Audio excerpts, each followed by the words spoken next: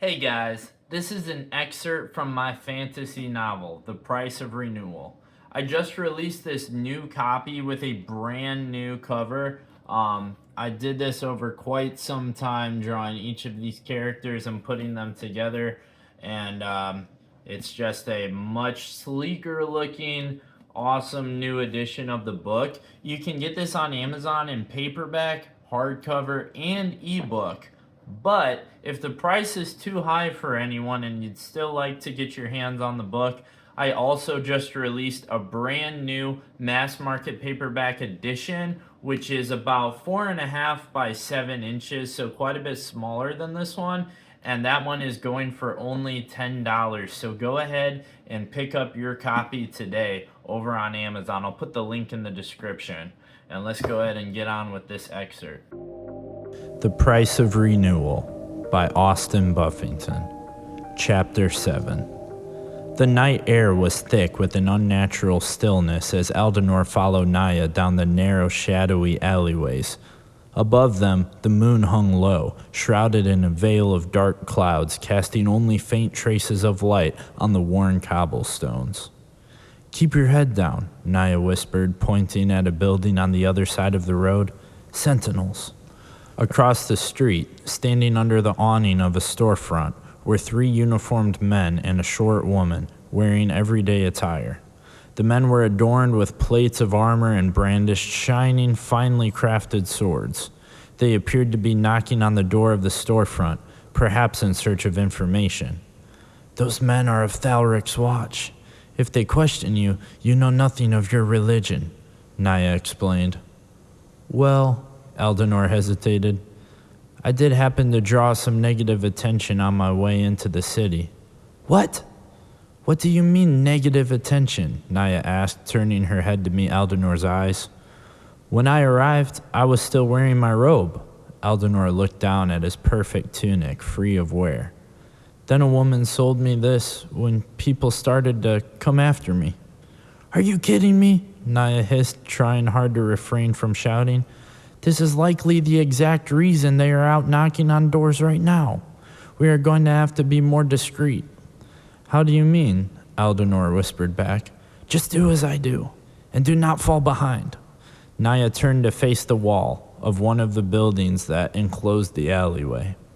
Beginning with the 4 fingers of her right hand, she grabbed hold of a brick that was poking out more than the others. She did the same with her left hand, then found the perfect holds for her feet. "Are you mad?" Aldenor asked in disbelief. "Do you want to see the ruins?" Naya whispered while looking down at the reverend. "Or do you want to deal with the king?" Aldenor conceded and began to follow Naya's actions. She was already nearly halfway up the wall, nimbly scaling its height without difficulty. Aldenor struggled to find a good spot to grip, but eventually found what he was looking for. With tremendous effort, he managed to pull himself up and onto the wall. Gazing up in the dark sky, his vision now beginning to adjust to the lack of light, Aldenor saw that Naya was already on top of the roof. His arms quivered, his breath coming in sharp, ragged bursts. Every inch upward felt like a battle against gravity itself. "Grab on," Naya whispered, holding her arm down to assist. Aldenor stretched his entire body, attempting to reach Naya's arm, then succeeded in grabbing hold of her hand. He noticed the lack of a pinky as he squeezed tight, desperately trying to not slip off the bricks that were supporting his weight. With a tug, Naya began to pull Aldenor further up the wall, her boots firmly planted on the roof's edge. "You're gonna have to help. I can't pull you up by myself," she explained through struggled breaths. Aldenor planted his boots higher up on the wall and pushed. It was much easier now with the assistance from above. Finally, he was high enough to lay his arms over the lip of the roof and relied on them to pull his weight the remainder of the way up. The 2 of them sat for a moment, catching their breath. "Don't climb much?" gasped Naya. "Never," Aldenor replied. With both of them on top of the building, they began to traverse its length. Upon reaching the lip on the other side of the roof, Naya slowed to a halt, then turned to face Aldenor. "You're going to love this part," she said, no longer whispering, but still keeping her voice quiet. "Surely you don't intend to jump, do you?" Naya let her actions speak for her as she paced a few feet back the way they came, then darted past Aldenor and pushed with her legs off the end of the roof. She soared through the air, a silhouette in front of the glowing disk of the moon. In the blink of an eye, Naya made contact with the neighboring roof and broke her fall with a graceful somersault. Aldenor could not believe what he just witnessed. Perhaps he'd made the wrong decision to follow this woman. "Now you," she called, her voice barely audible from across the gap. Aldenor tiptoed to the edge of the roof and glanced down at the alley below. It had to be a depth of almost 20 feet. "I cannot." "Don't look down," Naya yelled back. "Get a running start, then jump." Aldenor's heart began to pound, demanding to be let free from the chest of this mad man. He slowly stepped backward a few feet, then brought himself to a sprint and headed for the chasm. In a panic, he skidded to a halt, his body trembling. Naya shook her head, her face in her palm. "I will be turned to paste," Aldenor yelled. "Is that what you want?" "There is no other option," Naya again from the next building. "You either jump or you get caught." "Hey, who's up there?" the burly voice of a man exclaimed from the ground across the street. "Get down here."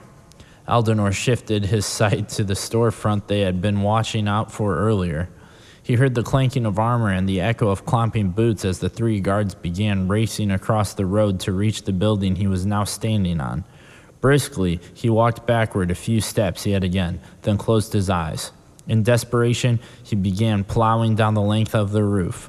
Then, when he felt he was just about to reach its edge, he squatted down and pushed off, feeling the air ruffle his hair and the loose fabric of his tunic. It felt like an eternity before his descent was finally stopped by the hard tile roof on the other side of the alley. Aldenor stumbled and collapsed to the tiles beneath him. Hard. "Well, technically you jumped across," Naya greeted him, reaching down and grabbing his arm. "Now come on, we have to move." Aldenor lost count of how many alleyways they had cleared in their roof-hopping evasion. It had all happened so fast, and he tried with all his ability to keep up with Naya, whose agility amazed him. Back when Aldenor had made it to the second roof, they had noticed the first of the guards reaching the top of the first building. In a panic, Aldenor did the best he could to trail Naya. At first, he was continuously falling behind, hesitating and stumbling often. After several jumps, however, he got far more comfortable. "I think we finally lost them," Naya whispered, crouching behind a brick chimney. The sky was nearly black now, and little to no light was present, forcing the duo to rely on their natural night vision. Naya got back to her feet and began to descend the slope of the roof they currently occupied. "How can you see so well?" Aldenor asked, carefully stepping around the chimney to follow his new companion. "I'm used to it," she replied. "Sometimes night is the best time to steal?" Aldenor asked, but in a non-judgmental way. Naya glanced at her boots shamefully. "Yeah." "I do not mean to be rude," Aldenor began, "but why can you not find a different method to get by?" "I guess I never had a great start," she said as she reached the roof's overhang. "I ran away from the orphanage when I was 14 years. I've been living off people's scraps ever since." "I'm sorry," Aldenor replied, and he meant it. His father died when he was young, but his mother was there to raise him for a good while after. Once she died, he had already been very involved in the Covenant. Through working and learning, he always had a home at the High Chapel. He could relate to the loss of one's parents, but not to the life that Naya lived. "Thank you," said Naya as she reached one leg down off the overhang, stepping onto another roof. This one was much closer and did not require a display of acrobatics. Aldenor's knapsack began to slide down his shoulders, so he jostled it back into place, then did as he had watched Naya do and stepped onto the next roof. "This god of yours," Naya began as she led the Reverend to the other side of the roof. "For what reasons do you follow him?" "Saranath blesses us with vitality. He is a benevolent god." "Yes, you've told me this," she said. "Surely there is more to it than that." "Well, ever since I can remember, I have been a member of the Covenant. My parents were devout followers of Saranath, and honestly, many of the most gracious people I have ever known I met through the Covenant. Gracious, huh? Naya inquired further. Yet you sacrifice innocent beings. This is the divine way. This is how we receive Saranath's gift. Go deeper, she said. When my mother died, Aldenor began, it broke me. She was my world and was there for me through everything.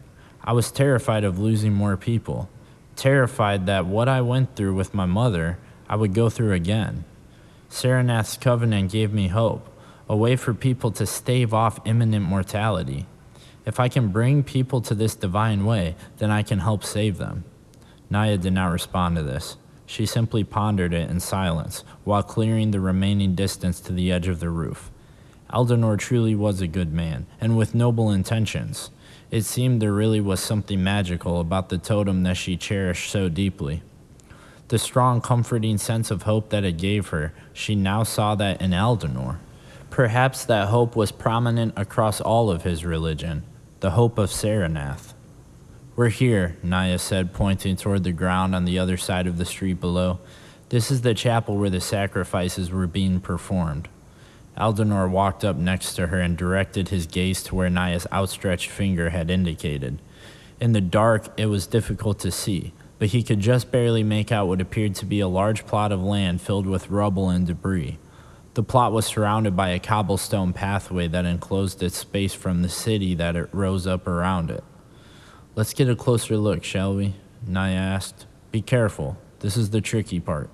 Aldenor gulped at her words. He hadn't considered how they'd get down once they got here. He hadn't really considered much of anything during the hasty retreat from the guards. Do as I do, said Naya as she lowered herself down to a hanging position off the lip of the roof. Very carefully, Aldenor followed suit, lowering himself to the roof, then shifting his weight so that his legs came off its edge while his arms remained hooked over it. Oh Lord, he said as he gazed down to the ground below.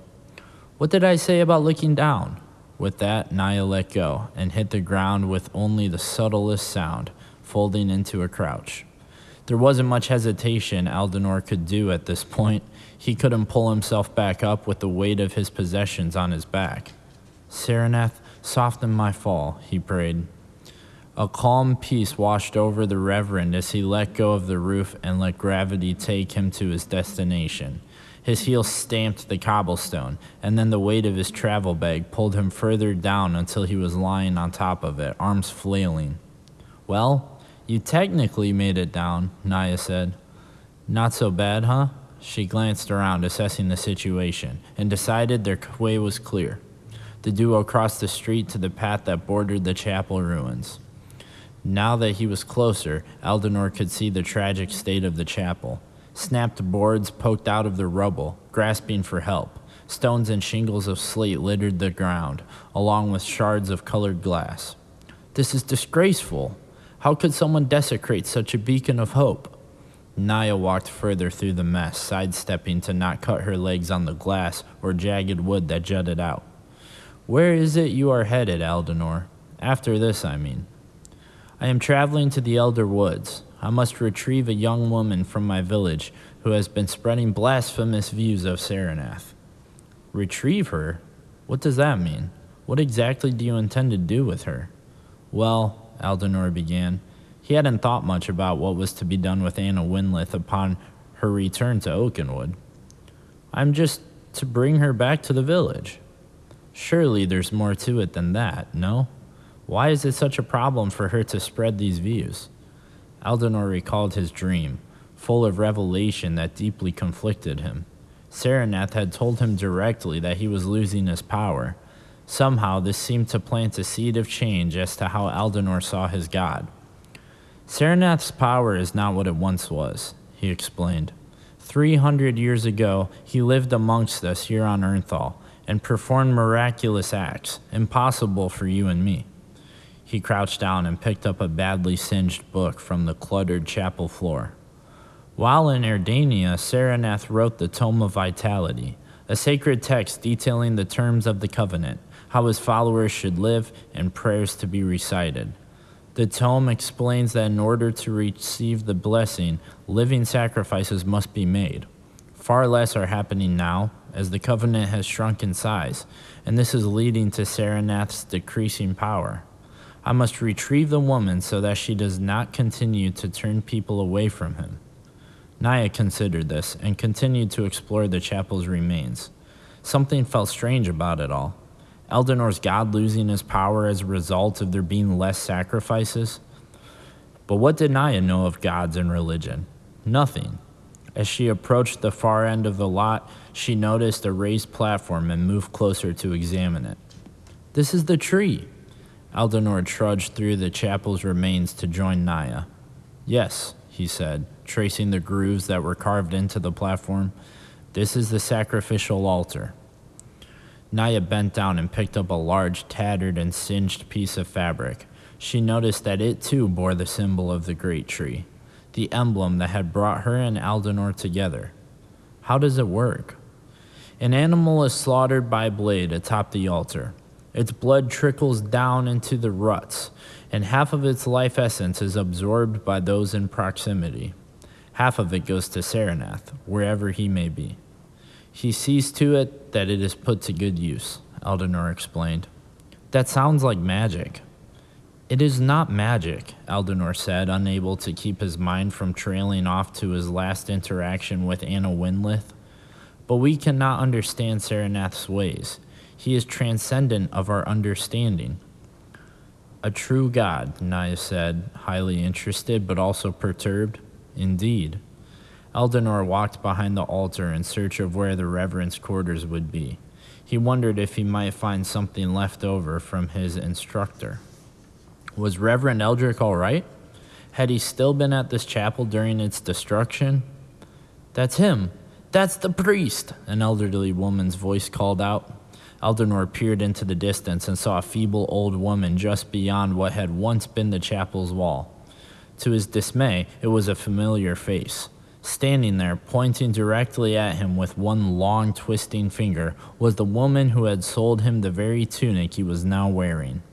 "We have to go," Naya shouted just as two armored guards rushed out of the darkness behind the woman. Aldenor wheeled around and began to sprint toward Naya. In his distress, he let go of all caution and winced as something sharp shredded through the fabric of his pants and gouged a chunk out of his calf. He did not let the pain slow him down and kept stamping his way forward. Aldenor had never run faster in his life, but it was not fast enough. From just behind him, he could hear the shattering of glass as heavy boots stomped towards him, the sound getting louder every second. "No!" Naya screamed just as each of Aldenor's arms were seized by a clenching gloved hand. He was now in the custody of Thalric's watch, the two guards towering over him, menacing in their full regalia. Aldenor did not struggle nor fight. He just stood and watched as Naya took off in the opposite direction, a blur in the oppressing darkness, fleeing the scene. A humble priest sent on a mission by his god. A lonely thief trying to find her way in the world. A wizard's apprentice on a quest for liberation. Follow Aldenor, Naya, and Anna as they venture through Erdania and uncover the hidden truth of the Covenant of Renewal, a dying religion with a gray morality. Read the hit book, The Price of Renewal, by Austin Buffington, available on Amazon.